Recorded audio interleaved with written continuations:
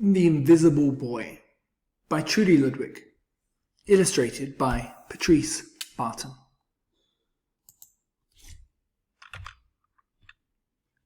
Can you see Brian, the invisible boy? Even Miss Carlotti has trouble noticing him in her classroom.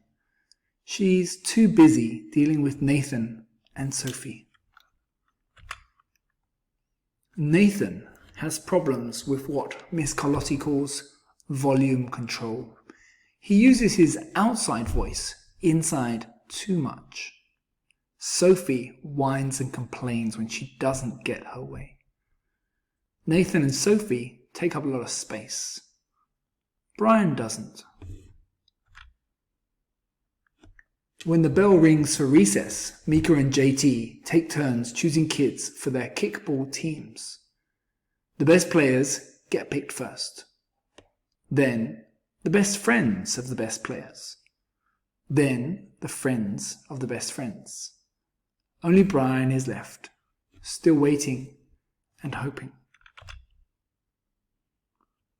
JT glances in Brian's direction and, just as quickly, looks away. We got enough players for each team, he tells the other. Let's play ball.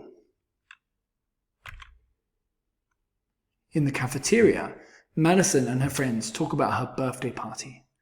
The rope swing over the pool was awesome, says JT. Yeah, so was the water slide, adds Fiona. That was the best pool party ever. I'm so glad you guys had fun, says Madison. Everybody did, except Brian. He wasn't invited.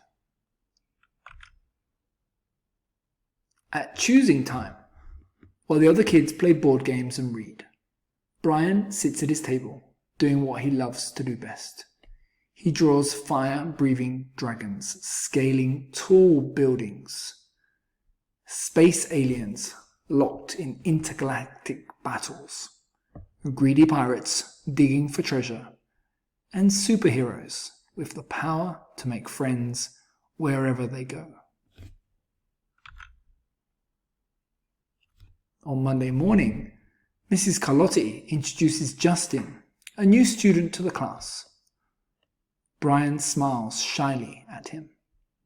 Some of the other kids sneak looks at Justin, trying to figure out if he's cool enough to be their friend. They haven't quite made up their minds yet.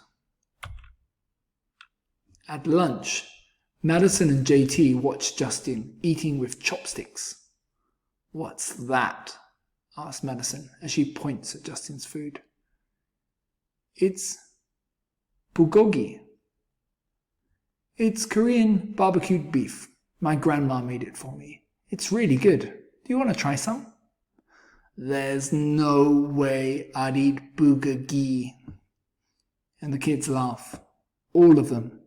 That is, except Brian. He sits there wondering which is worse, being laughed at or feeling invisible. The next day, when Justin goes to his cubby to put away his backpack, he notices a piece of paper with his name on it. Justin, I thought the bulgogi looked good. From Brian. Yum. At morning recess, Brian finds a piece of chalk on the ground and starts drawing away. You're Brian, right? Yeah. Thanks for the note. Hey, Justin, Emilio calls out from the tetherball court. You're up next. Sorry, I gotta go, says Justin. By the way, that's a really cool drawing, he adds, before taking off. Back in class, Mrs. Carlotti asks the kids to team up in twos or threes for a special project. The kids scurry around the room to pair off. Brian heads towards Justin. I'm with Justin, says Emilio. Find someone else.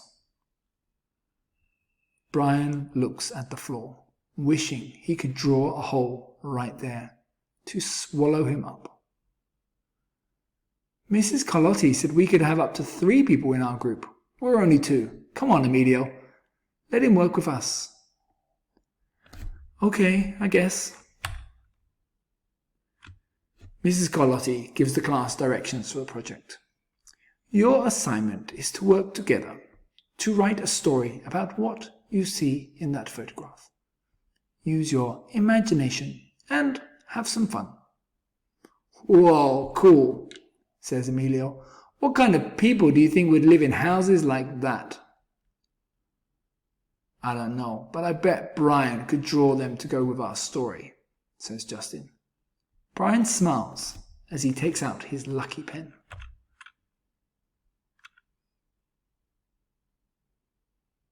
The crooked story we made up on the spot. At lunchtime, again, Brian's least favourite part of the day. Another 20 long minutes of kids talking and laughing with everyone else but him. Brian! He hears someone shout. Hey, Brian, over here! Brian turns and sees Justin waving him over. Emilio nods at Brian as he makes room for him at the table. Cookie? Yes, thanks. Maybe, just maybe, Brian's not so invisible after all.